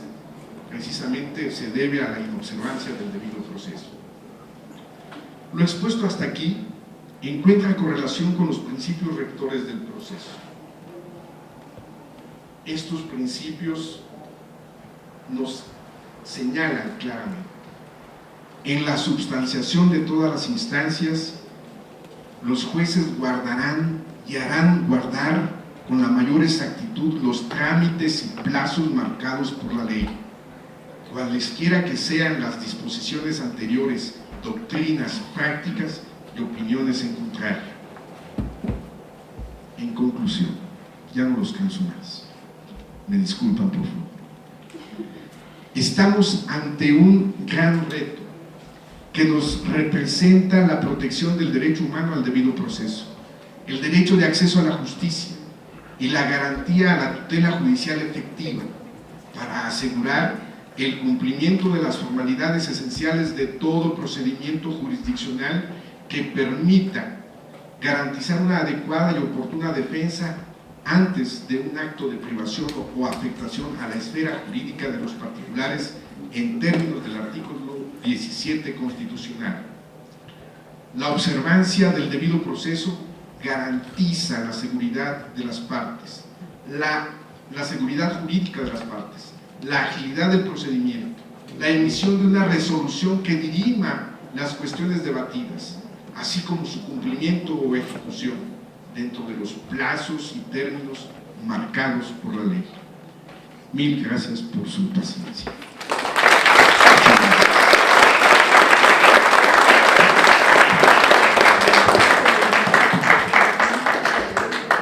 Agradecemos las palabras tan precisas, claras, tan elocuentes del magistrado Everardo, que ponen el dedo en un problema que es un problema gravísimo y que casi lo traemos en el ADN en todos los poderes judiciales, digamos, siendo autocríticos también, y que tiene que ver con la falta del respeto del principio propio del debido proceso, de las formalidades esenciales del procedimiento, de justicia pronta. Muchas veces nos está ganando el formalismo, muchas veces se está imponiendo todo tipo de prácticas que van creciendo incluso, porque mucho de esto que dice, que nos transcribía Everardo, de resoluciones de la Corte, la misma Suprema Corte es la que las está provocando, divulgando y haciendo extensivas. Les voy a poner un ejemplo.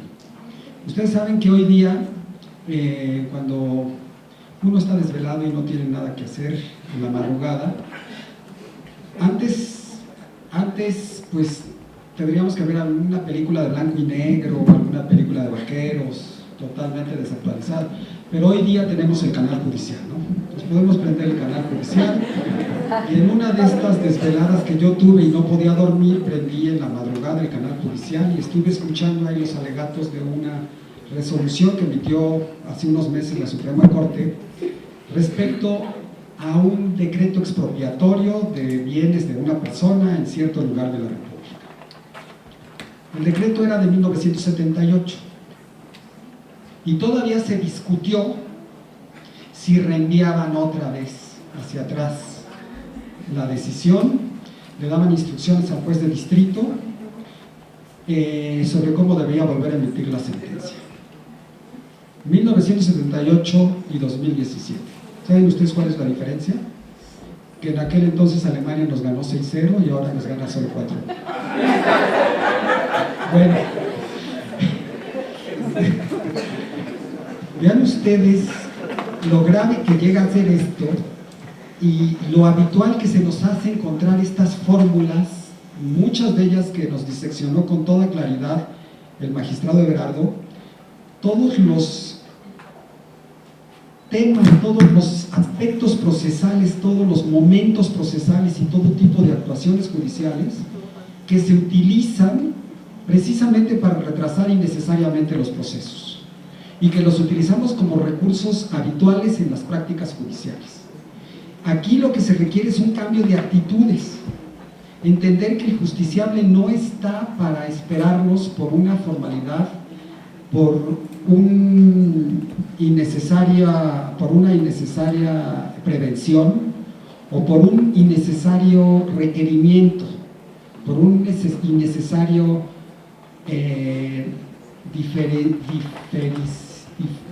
deferimiento de la audiencia. Precisamente de lo que se requiere es tener este criterio, esta prudencia de la que hablaba Everardo, para agilizar los procesos, entendiendo que lo importante no son los datos de las estadísticas judiciales, lo importante precisamente es la justicia que reciba oportunamente el justiciable. Si la justicia no se recibe a tiempo, es igual que si no se reciba. Ustedes se pueden imaginar ese hombre que está promoviendo desde 78 por una justa indemnización, por una expropiación. ¿Se pueden ustedes imaginar ya para qué le puede servir? Quizás ahorita ya estaría fuera de posibilidad de hacer un uso adecuado de esos recursos que pudo haber hecho hace 30, 40 años. Entonces, es muy sensible el problema que tenemos en las manos y es muy clara la posición que nos manifiesta el magistrado Everardo respecto a todos los temas que cruzan, aquí hablando nada más de procedimientos familiares, en decisiones, en actuaciones judiciales que nos pueden llevar a un retardo innecesario de los procedimientos. De esta manera nosotros terminaríamos